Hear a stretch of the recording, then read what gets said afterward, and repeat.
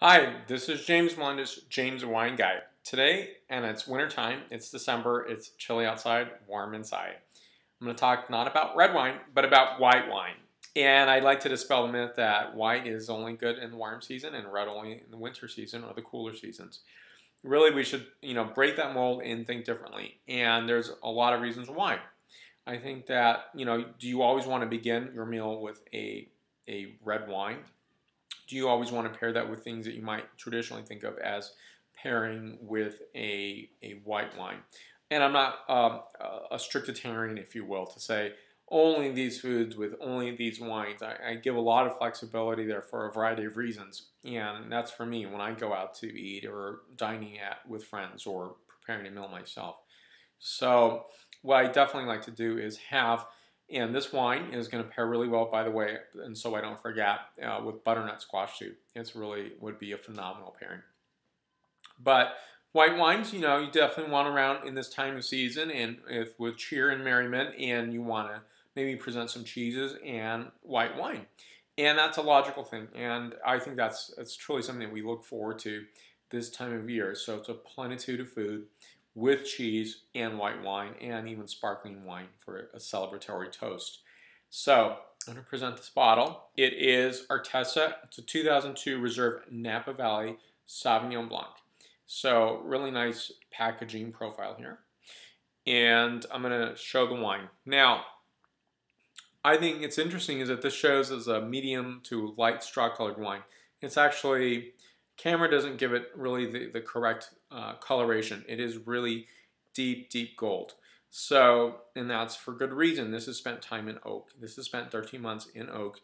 So it's going to give a coloration, characteristic distinction, and it's also going to give it a flavor profile marking that is completely different as well. So for me, my style is to have Sauvignon Blanc with no attachment to wood whatsoever.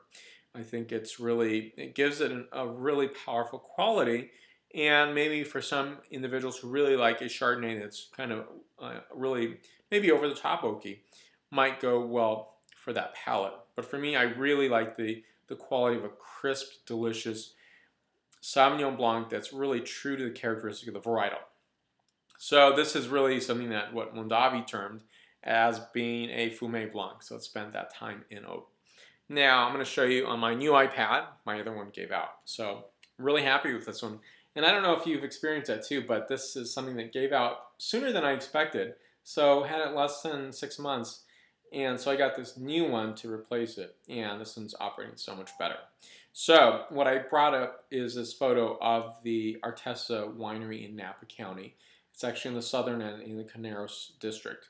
So what you see here is a slightly pyramidal architecture with the green grass that is also placed on it, and the water accoutrement, if you will, that really is so well selected and so well designed.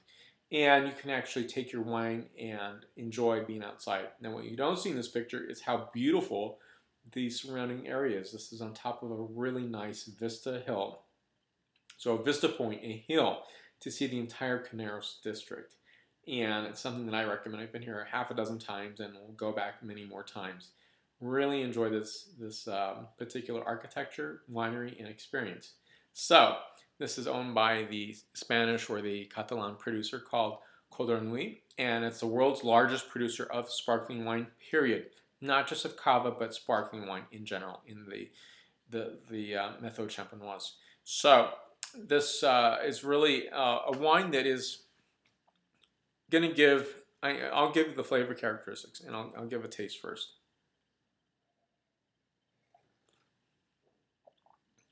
So this wine, really heavily pronounced, and it's heavy.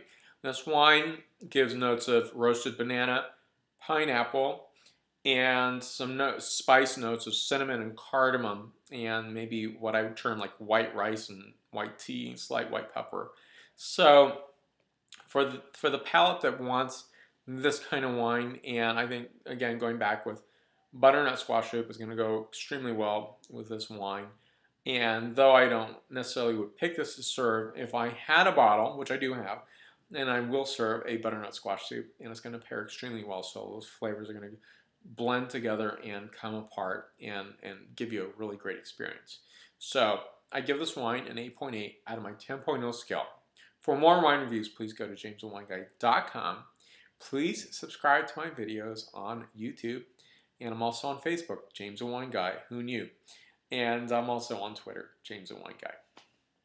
And I give a salute to you for this holiday season. Take care. Salud.